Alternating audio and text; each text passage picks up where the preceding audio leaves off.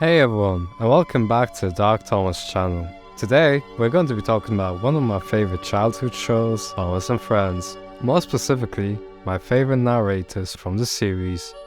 As a child, I loved listening to the stories of Thomas and his friends as they went on all sorts of adventures, and the narrators played a big role in bringing those stories to life. So without further ado, let's dive in. First up, we have Angelis, who narrated the show from 1991 to 2012. Angelis had a very distinct voice that I could recognize immediately, and he always seemed to bring a sense of fun and excitement to the stories he was telling. I loved his enthusiasm and the way he would always make the characters come alive. You should look up to ships and show more respect.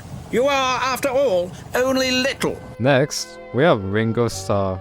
He narrated the first 2 seasons of the show. I have to admit, I didn't really appreciate his narration style when I was a kid, but looking back now, I can see how his unique voice added a lot of character to the show. And of course, he's a Beal, so that's pretty cool. A shower of water fell onto Topham's nice new top hat.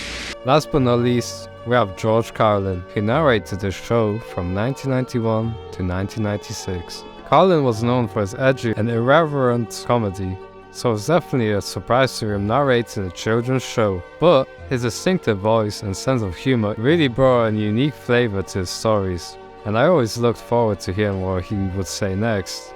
I warned Thomas, puffed Percy to James. He's been late one time too many. He'll be in trouble now.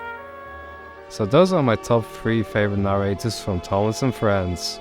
Of course, there have been many other great narrators over the years, but these are the ones that really stood out to me.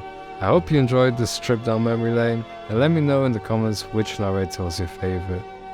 Thanks for watching, and I'll see you in the next video.